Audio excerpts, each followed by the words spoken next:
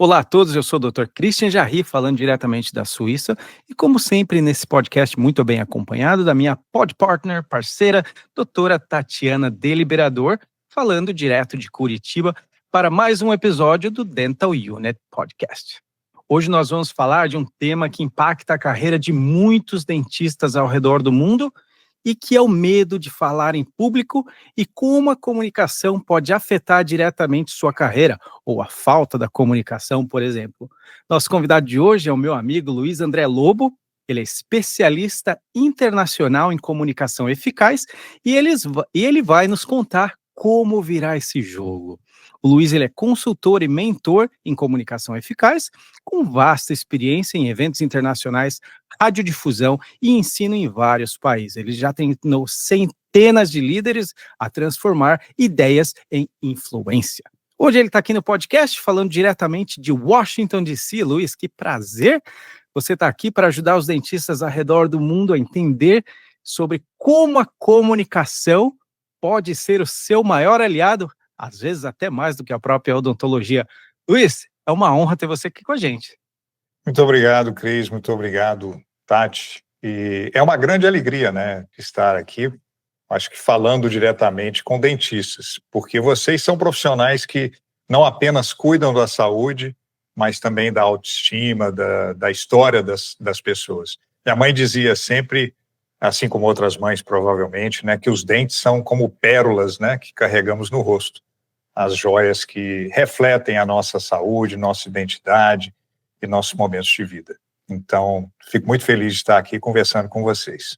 É um prazer enorme, Luiz, ter você aqui com a gente para falar de um tema tão importante e às vezes tão difícil para algumas pessoas, que é como saber se comunicar em público. Então, eu tenho certeza que vai ser um bate-papo muito legal. Ô Luiz, eu queria começar já aproveitando o gancho da Tati. Ela falou, às vezes, tão difícil. Então, na sua experiência, por que tantos profissionais tecnicamente excelentes... Vamos estacionar um pouquinho, deixa essa informação sentar um pouco. Não necessariamente só profissionais. Vamos chegar ali na base da pergunta.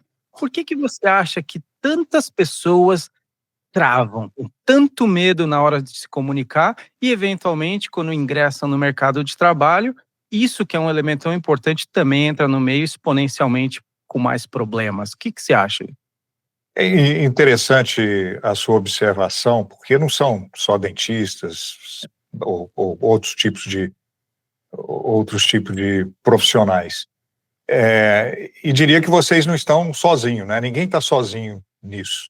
A questão do travamento muitas vezes está associado ao medo que as pessoas têm de falar em público, dessa interação, né? Desse relacionamento interpessoal. E no caso do dentista e de outros profissionais que trabalham com técnicas, com procedimentos, vocês aprendem a lidar, né, com a saúde de uma forma muito, muito técnica, o que é realmente necessário, vocês têm que estar extremamente preparados tecnicamente. E o que acontece nas universidades hoje, na academia, é que eles não treinam vocês com esses soft skills. E os soft skills, eu diria que algumas, não quero dizer que nem todas não façam isso, né? Mas os soft skills, ele tem que ser ensinado também. Porque a comunicação eficaz, ela tem como ser aprendida, é uma habilidade que tem como ser aprendida. E o desenvolvimento da empatia verbal e não verbal raramente são parte da estrutura do currículo acadêmico. Isso gera um desequilíbrio, né? O profissional domina a técnica, os procedimentos, mas não se sente confortável em conduzir uma conversa emocional, especialmente quando há tensão, medo, dúvidas, nesse caso, por parte do paciente, que é o caso de vocês. E com o uso da máscara, que vocês usam, né, para falar com a gente não vê o sorriso, a gente não consegue ler os microgestos, né, da boca. Vocês conversam com a gente. Então, eu tenho algumas dicas mais na frente que eu posso dar para vocês sobre isso. Então, essa questão é uma questão de ser muito treinado na técnica e pouco no soft skills. É verdade essa pesquisa que uma vez eu li que as pessoas têm mais medo de falar em público do que até de morrer? Verdade, milhões de pessoas têm esse medo, que se chamam de glossofobia. Ele está alinhado com medo de aranha, para você ter uma ideia que as pessoas têm, medo de morrer, medo de voar, está ali no topo, está entre os 5 maiores medos que as pessoas têm. Medo de falar em público, medo de se comunicar. Olha que É impressionante. eu não sabia isso, não. Tem mais medo de falar em público do que o medo da morte, ranqueadamente. Agora me impressiona ver o que pode acontecer de prejuízo para a pessoa. Porque, por exemplo, você fala de voar, o medo é cair, né? Você fala de uma cobra, de uma aranha, de ser picado e ter um veneno, consequentemente, morte. Agora, falar em público, ninguém vai te picar. É self-inflicted, né? É um medo intrínseco que vem. Que a pessoa tem que lutar, né? É uma coisa interna. E Luiz, esse medo que as pessoas, o dentista agora mais especificamente tem, que tipo de prejuízo que um dentista sofre no consultório, muitas vezes por não saber se comunicar de forma adequada ou explanar de forma adequada para o seu paciente? Olha, a percepção que eu tenho, e antes vou dizer, você estava falando de pesquisa aí, eu fiz uma pesquisa antes desse podcast que, segundo, né, a American Dental Association, que vocês conhecem bem, a ADA, 60% dos pacientes relatam sentir algum grau de ansiedade ou medo durante consultas odontológicas. E essa ansiedade pode ser significativamente reduzida quando a comunicação é clara, acolhedora e humana. Né? Então já tem esse parâmetro aí. Sobre o prejuízo que o dentista sofre por não conseguir explicar bem para o paciente, né, sobre os procedimentos, o tratamento, ela gera 3 prejuízos principais. Uma delas é a redução da adesão a tratamentos. O paciente que não entende, ele não vai sentir segurança e tende a adiar ou recusar o procedimento. A outra é o aumento da desconfiança, né? O paciente pode sair do consultório em busca de uma segunda opinião ou até mesmo questionar a conduta que foi proposta pelo dentista. E também danos à reputação. No final das contas, né, a percepção do atendimento pode ser negativa, independentemente da excelência técnica, né? E esse estudo aí publicado também no Journal of Dental Research mostra que pacientes que entendem claramente o plano de tratamento têm 2,5 vezes mais chance de seguir as orientações do dentista. Então, a comunicação não deixa de ser uma veia aí nesse caminho. Você sabe, Luiz, que agora você fez eu lembrar de alguns pacientes meus que eu recebo hoje muitos encaminhamentos de colegas, porque eu faço só periodontia e implantodontia. E vários pacientes vêm encaminhados e já chegam com medo eles já falam na consulta inicial que estão com medo do tratamento, que não buscaram tratamento antes porque tem medo. E eu consigo converter esses pacientes. Eu tenho vários exemplos no meu consultório, o paciente fala assim, nossa, você me deixou à vontade, você me deixou tranquila, porque eu, ao longo assim, da minha carreira, eu fui aprendendo a me comunicar. E eu acho que isso é bem importante, você passar confiança para o teu paciente, fazer ele entender que ele faz parte do tratamento, entender o que ele tem. Então, eu explico para o meu paciente como se eu estivesse dando aula, que problema que ele tem, o porquê que causa e qual que é a parte dele no tratamento, porque sem o paciente a gente também não consegue sucesso. Então, você fez me lembrar aqui um exemplo real de alguns pacientes meus que, se estiverem escutando, vão saber quem são, que perderam o medo depois de a gente ter essa comunicação mais fiel aí, mais adequada. Olha só, na prática, em uma clínica aqui dos Estados Unidos, onde eu implementei programas de comunicação humanizada, né? Então, hoje se fala muito disso nas profissões da saúde, né?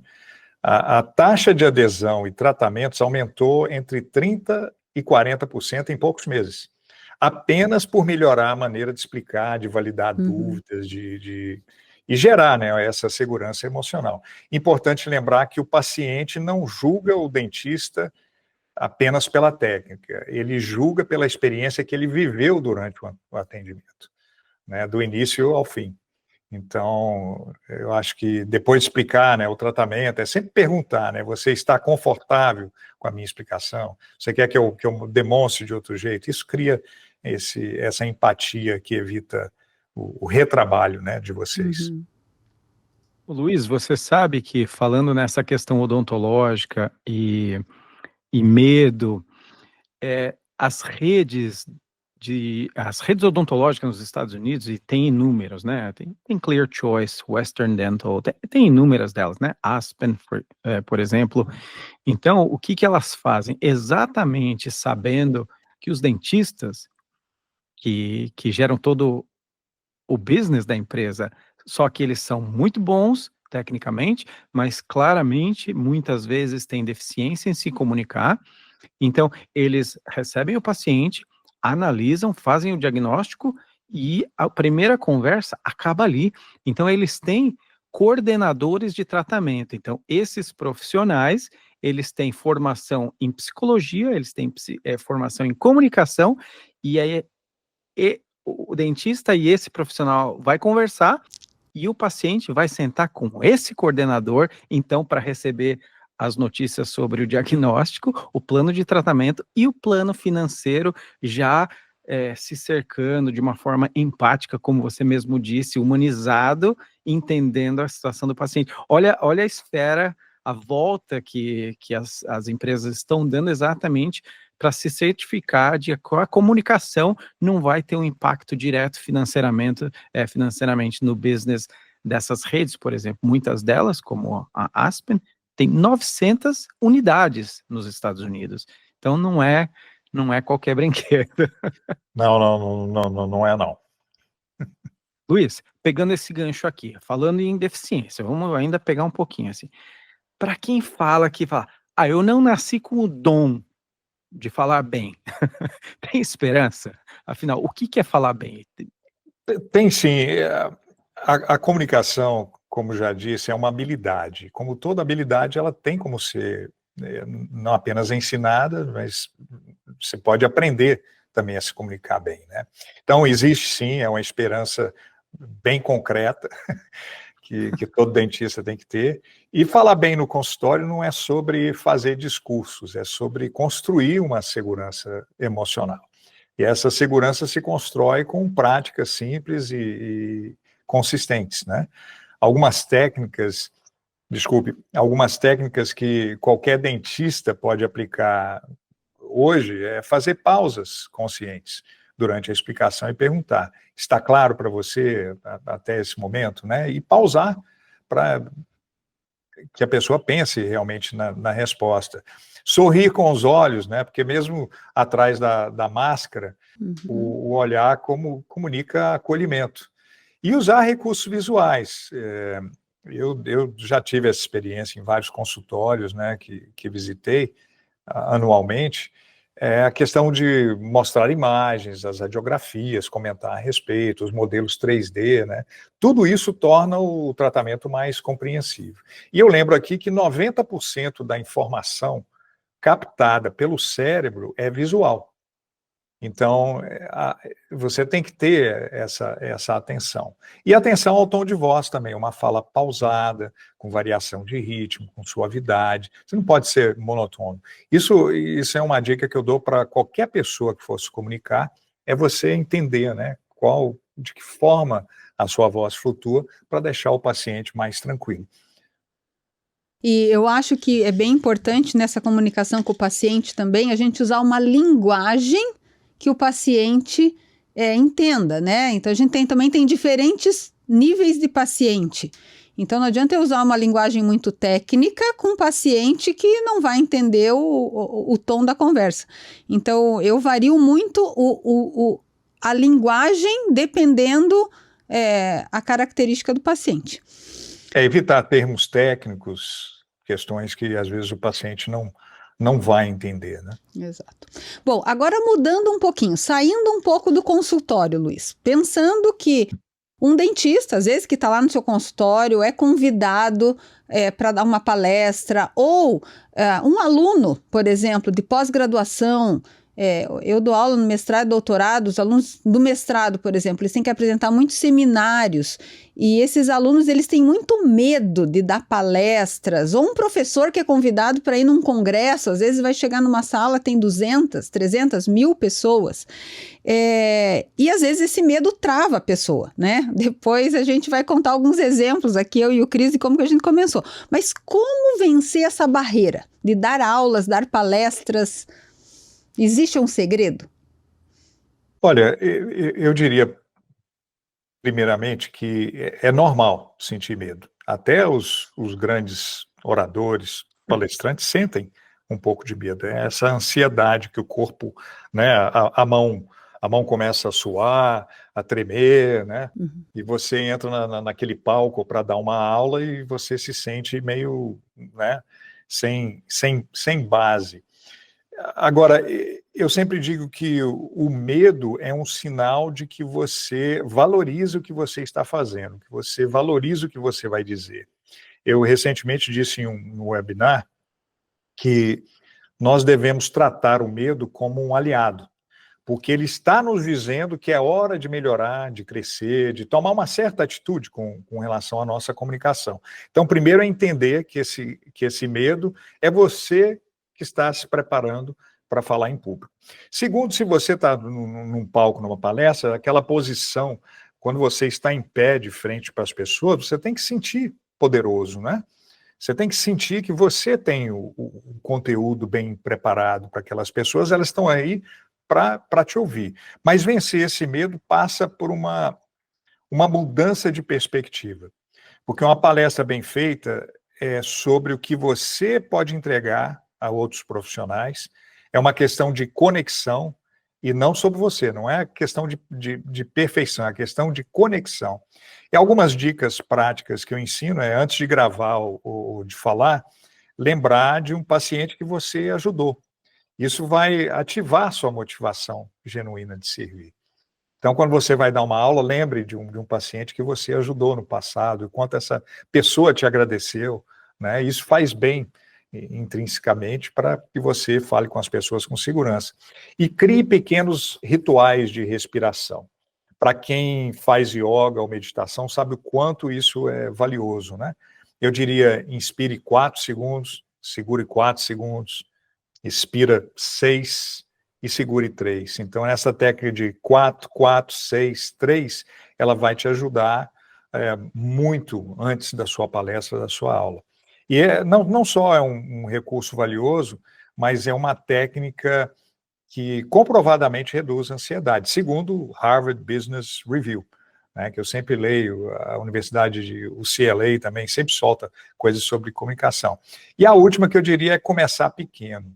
Né, grave vídeos curtos para uso interno e acostume a se ouvir.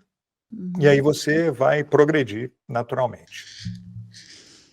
Luiz, falando nessa começar pequeno, é exatamente aí que já mora o problema.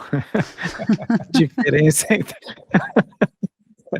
Porque você já grava ali um negócio e é muito comum mesmo as pessoas se acharem estranho, não se reconhecerem ou falar, meu Deus, é assim que é a minha voz, mas não é assim que eu me ouço. Aí quando se ouvem, é extremamente desconfortável se ouvir. O que é esse efeito que causa nas pessoas? Isso é comum? Como reverter? Curiosíssimo aqui para pegar no seu cérebro um pouquinho. Olha, é absolutamente normal, né, estranhar a sua voz gravada. Eu mesmo estranho, que já gravo áudio, faço vídeo há vários anos, porque o nosso cérebro, ele interpreta a voz que falamos com condução óssea. Então, ela soa diferente quando ela está gravada. Então, a gente ouve, quando a gente está falando aqui, a gente ouve internamente, né? Essa condução óssea. Quando a gente ouve ela gravada, essa condução óssea ela não existe. Não existe mais. É um estranhamento psicológico, né? Mas é adaptativo também. eu acho que o que ajuda é gravar a sua voz diariamente, né? Mesmo que em pequenos áudios, que eu falei antes de pequenos vídeos, né? E se ouvir. E sorrir enquanto você fala, porque o sorriso, mesmo que invisível, ele suaviza o tom e cria um acolhimento no som da voz. E trabalhar o ritmo, né? Usar pausas naturais, transmite segurança, calma o paciente, especialmente quando o rosto está parcialmente coberto. Então você vai notar essas diferenças, essas melhorias e deixar de prestar atenção no som da sua voz. É muito estranho mesmo, né, Cris? A gente se ouvir falar. A gente grava aqui vários episódios do podcast, mas a gente tem que fazer edição e tal, mas eu vou confessar aqui, eu não gosto de me ver falando, não. Até hoje eu não gosto. A gente vai ficando A mulher altamente tem um adendo aí, né? Eu acho que uma etapa a mais, né? Os homens também, né? A questão da vaidade. Se você for pensar, a gente está numa festa, todo mundo está se comunicando, falando e tudo mais. Quando a pessoa fala, vou tirar uma foto ou gravar um vídeo, peraí, eu tenho que arrumar meu cabelo, peraí, eu tenho que passar o batom. Então, assim, aquela ideia de que você vai ser gravada e todo mundo, em todas as esferas do planeta, né, vai te ver. Então, é uma questão mais de vaidade, né, também, que todo mundo Luiz, tem. eu tenho uma dúvida aqui. Por exemplo, eu já vi inúmeros profissionais extremamente talentosos, excelentes clínicos, excelentes pesquisadores, e você tem a nítida certeza que aquela pessoa, quando começa a falar, vai dar 3 segundos, ele vai cair duro. Você vê na cara puro pânico. E são oportunidades que muitas vezes essas pessoas vão perder, que às vezes vai fazer uma diferença muito grande na carreira, né? Quando chega a um extremo, essa pessoa pode ter um auxílio psicológico ou são só técnicas de comunicação? Onde está ali o limite entre comunicação e algo mais basal que vem talvez de uma infância, às vezes é passivo de crítica numa infância, por exemplo, e acha que o mundo então na fase adulta está ali, acorda, vai para a rua para criticá-lo, sabe? Aquela coisa Sim. vitimista, que não estou falando numa condição vitimista, porque é fato, né? As pessoas não desligam o cérebro de noite, acorda de manhã, dá um reboot na máquina e está tudo certo. A condição mental vai acumulando ao longo dos anos, a gente vai trazendo uma bagagem psicológica, e isso reflete e impacta muito nessa percepção de como o mundo enxerga a gente, que vai além de técnicas, é uma coisa mais psicológica, né? Sim, eu digo sempre para os meus clientes que eu não sou terapeuta, né, não sou psicólogo. E se o medo, eu vou dizer, falar mais sobre a questão do medo. Se o medo tem essa base, né, o bullying que você sofreu quando criança, coisas bem passadas, bem remotas, que estão fortes em você, primeiramente você tem que conversar com um terapeuta, com um psicólogo. Mas aí sim você volta para a comunicação. Se a questão é técnica, né, o medo de falar pode ser técnico, porque hoje em dia eu treino CEOs aí de empresas enormes, né, Fortune 500, 50, e eles sabem o que eles fazem, são bons na liderança, mas quando falam em público eles não têm a técnica, né? Esse medo tem como ser tratado com uma boa comunicação eficaz, com as técnicas, né? Então, quando você sabe, você tem o conteúdo, é chegar e dar um sorriso, começar a sua apresentação com um sorriso e manter aquele sorriso, aquele tom, né, verdadeiro de comunicação e ser autêntico, né? E a comunicação, ela é sempre, ela tem que ser autêntica, ela tem que ser, às vezes, intuitiva, você tem que adaptar ao público. Então, voltando à sua pergunta, tem medos que têm que ser tratados psicologicamente, claro. Mas se é um medo que recorrente, quando eu vou falar em público e você não tem medo de falar socialmente, então sim, você tem como tratar isso aí com a boa comunicação, com as técnicas da boa comunicação. Luiz, você sabe que eu estava lembrando aqui, a primeira vez que eu falei em público foi quando eu estava na graduação e eu tive que apresentar um trabalho num congresso que tem aqui em Curitiba que chama Ciopar. É um congresso relativamente importante, mas eu estava no segundo ano de graduação e eu falava, meu Deus, como é que eu vou conseguir apresentar isso? E eu decorei os primeiros slides que eu tinha que falar. E eu usei essa técnica por anos. Então, o primeiro, segundo, terceiro slide, eu treinava em casa para eu falar fiel, porque é o momento que eu sentia mais nervoso. Depois do quarto slide, você vai se soltando. Essa técnica existe? Você recomenda isso ou não? Olha, eu vou ser, nesse momento, um pouco contrário a essa técnica. Uhum, Eu digo para as pessoas, não decore o que você vai falar, né? Você tem que entender o conteúdo, preparar. E eu uhum, diria, eu até recomendo, claro, para a parte técnica ou de dados, você utilizar slides. uhum, Mas eu sempre falo para as pessoas que eu tenho, evite slides, evite PowerPoint. As pessoas estão ali para te ouvir. É uhum, claro que você precisa mostrar números, né? Você tem que colocar aquele gráfico. E você tem que liderar. Se você for usar slides, você tem que liderar os slides. Não são eles uhum, que lideram. Porque muitas vezes, se você fala o que está no slide, a pessoa vai deixar de prestar atenção em você para prestar atenção no slide. Então, eu recomendo esses cue cards, né, pequenininhos, anota os seus pontos, não tem problema nenhum. Você olha para ele, fala o próximo ponto, se você tem o conteúdo. Segundo ponto, fala novamente, né, sobre aquele ponto. Então, primeira coisa, evitar, eu acho que evitar o uso de slides, evitar decorar, a questão é estar preparado, né? uhum. Agora, cada um tem a sua técnica, né? Se isso aí te alivia o seu medo, a sua atenção, depois de você ter aprendido técnicas de comunicação, então, de repente, você precisa usar dessa técnica Hoje eu também. não uso mais, mas no começo isso me Bom, ajudou muito. tem, Até tem, eu tem, tem treinava várias. até o meu nome, assim, bom dia, eu sou Tatiana. Porque... Você colocava lá no slide, bom dia, eu sou Não, eu não Tatiana. colocava no slide. Eu escrevia num papel e falava, eu tenho que falar tudo isso. Porque daí Olha, parecia tem mais natural. um aumentador aí, né? Que é a questão do online, né? Hoje a gente está falando para um público além da nossa sala.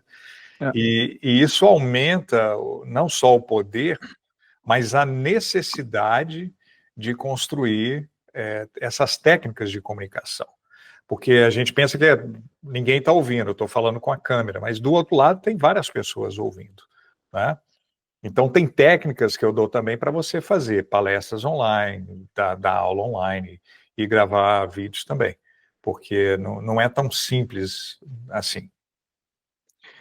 Você sabe que eu sempre fui uma criança muito tímida, né? Muito, muito mesmo. Ixi, era impressionante como as coisas aconteciam. E na vida adulta, eu lembro, já na escola, ou até mesmo na faculdade, eu estava conversando com a Tatiana, o professor fazia uma pergunta, só o fato de, aquele momento que eu poderia dar uma resposta, todos os holofotes eram então virados, porque a pergunta foi direcionada a você, mas você tem ali uma plateia. Na minha turma, Sim. na faculdade, tinha 90 e tralalá pessoas na mesma turma, era muito grande essa turma. E então, só o fato de ser feita uma pergunta direta, parecia que você já era colocado na parede, engatilhado uma arma, e ali está ali a sua sentença, né? Porque você vai ter que falar para aquela multidão de gente. E é engraçado como você se pega, e aí você fica naquele, e dá né? Aí você responde. Eu estou falando já num grau de timidez, né? Você responde aquilo, e aí depois você vai para casa. E aí, durante o almoço, você está ali pensando na sua resposta que você poderia ter dado, com elaborada em camadas e bem fundamentadas, isso você vai processando. E depois de muito mais à frente, eu sinto muito prazer de compartilhar e conversar com as pessoas. Você vê que isso é uma coisa que eu concordo com tudo que você falou ao longo dessa discussão nossa, que é algo que é um medo que eu tomei por meta. Essa casa não está mais aberta para você, esse medo, você não me domina mais, eu tenho muito mais a compartilhar do que você a me domar, né? E aí, desde então, eu tenho tido muito prazer em relacionar e trocar experiências e conversar, assim como nós estamos fazendo hoje, por exemplo. E que, por exemplo, num ambiente online, como você mesmo mencionou, a gente tem uma das grandes oportunidades que isso ajuda muito a se desenvolver. Num contexto de um auditório, é aquilo, né, é o real deal. Mas num contexto que você tem gravação, você pode repetir e repetir 100 vezes se for necessário, até você achar que isso possa ser compartilhado. É lógico que não vai chegar a esse extremo, mas é uma oportunidade que a gente tem nesse mundo online de poder exercitar isso com uma certa mitigação de risco, né, low stakes, porque você pode sempre refazer. Eu acho que esse é o primeiro passo que você falou, é entender, né, por que esse medo? É uma pergunta que a Tati fez, né, por quê? Por quê? Por que eu estou sentindo esse medo? É por falta de conteúdo, é porque eu não sei o que eu vou falar, é porque eu estou com medo que as pessoas não vão me entender. Tudo isso te dá uma receita para o que você precisa melhorar.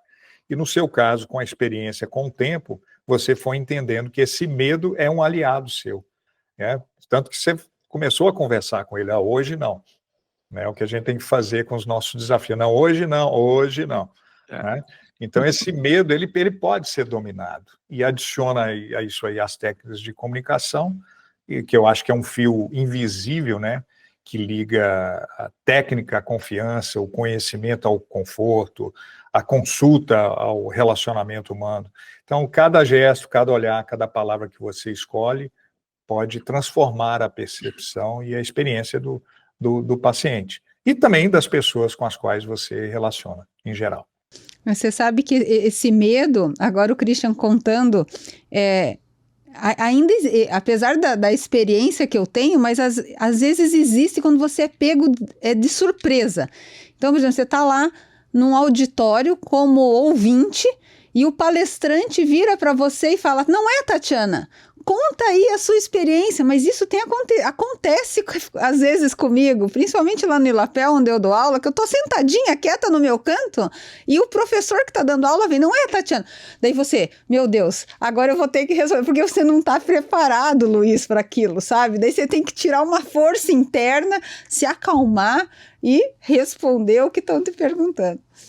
O principal aí, né, uma das habilidades que você desenvolve com a comunicação efetiva é saber ouvir, né? Porque se você está sentada ali assistindo o palestrante ou o professor e você não está ouvindo, e ele te faz daí a pergunta, aí, né, então saber ouvir, entender, porque, claro, aí você vai estar preparada para a resposta, mesmo que seja súbita, né? Exato. Luiz, e se você pudesse deixar uma mensagem para os dentistas que estão aqui nos assistindo? Dentro dele ele fala assim: eu não nasci para falar em público. O que você diria? Uma mensagem. Olha, se vocês... Eu diria para uma pessoa, né, esse dentista, eu vou tirar do plural. Se você é capaz de transformar o sorriso e a autoestima de uma pessoa com as suas mãos, você pode e deve fazer o mesmo com as suas palavras. Comunicação não é um dom reservado a poucos. Comunicar bem é simplesmente cuidar de como o outro se sente enquanto você entrega o seu melhor. E isso tem que começar hoje, né? Na nossa próxima conversa, quem sabe algum dia, eu falando com o paciente, no próximo olhar, na próxima palavra, tem que ser escolhida com intenção e acolhimento. Então, é uma habilidade que você pode aprender e transformar, né? Essa habilidade técnica é também uma habilidade de comunicação. E você dá curso, Luiz, sobre isso? Você ajuda as pessoas? Essa é a tua rotina, é o teu dia a dia? É o meu dia a dia. O meu dia. Eu dou curso para grupos, né? Aqui a gente chamaria de times, mas hoje eu estou mais focado no 1-a-1, né? Uhum. Fazendo isso É uma de forma... mentoria, uma É uma mentoria. consultoria. Eu faço Uhum. de forma virtual, eu dou a prática, eu dou a parte teórica e depois a gente começa a praticar e mentorar. Eu gravo os vídeos, envio para a pessoa, para ela poder ir entendendo e ir aprimorando. É uma das coisas que eu faço no dia a dia.